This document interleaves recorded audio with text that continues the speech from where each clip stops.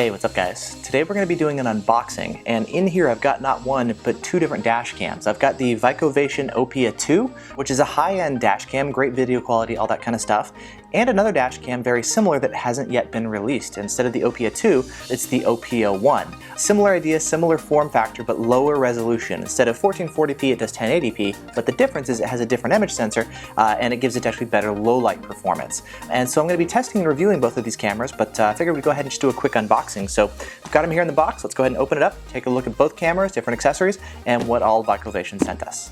All right, so let's see, we've got a circular polarizer. I'll open this up in just a second.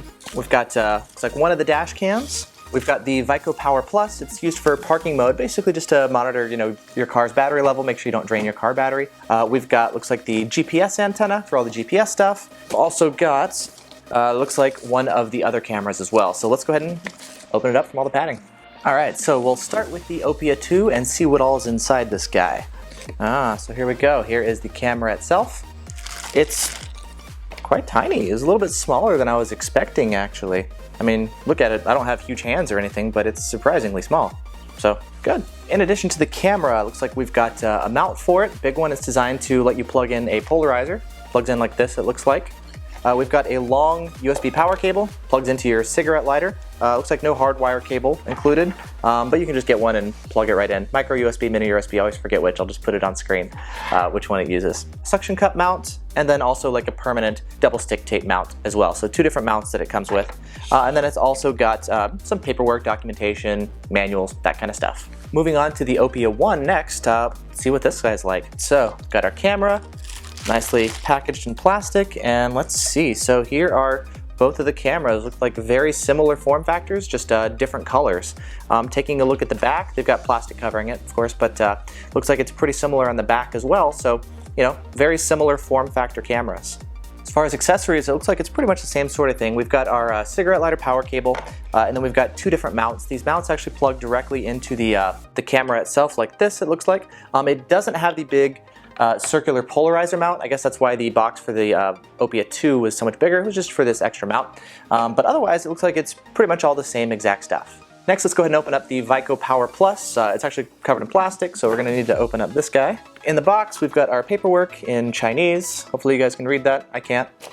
Manual, double stick tape, whatnot. Actually kind of nice, so you can mount it in your car, and a fuse. And then the actual device is in here.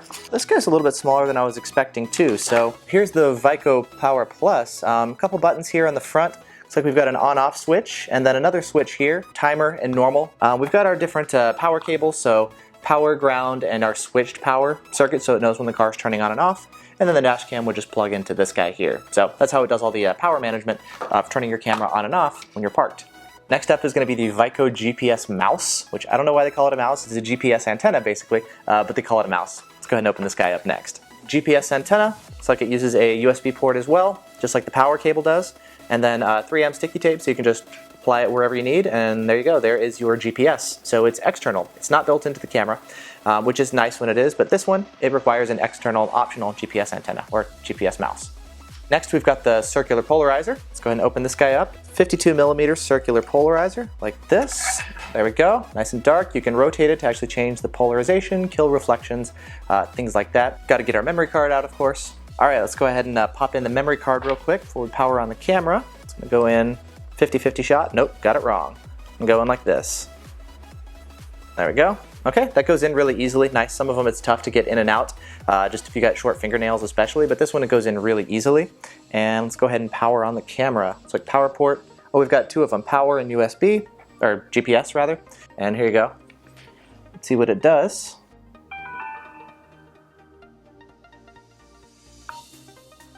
English. Okay. Okay, I'll set the date later. Recording started. Oh, okay, cool. Well, recording started. It's got voice notifications, and there you go. We can see it's up and running and recording. Got our YouTube button back there, and then I'm sure it's the same sort of thing for the Opia1. Let's go ahead and boot that guy up real quick. Here's our Opia1. Power this guy on, and we'll go ahead and pull off the blue screen right there. So it's the proper color, but there we go. Oh. No, I guess that's what happens when you don't have a memory card. It does give you an audio warning, which is good. In you go, and power on the camera.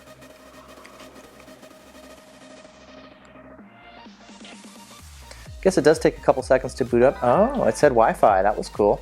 Guess it's got Wi-Fi. Yep. Wi-Fi enabled. Please hold. Recording started. Wi-Fi enabled. That's cool. All right, so we're up and running. And it looks like it's got the SSID info right there and the Wi-Fi password 123456778, which is the default.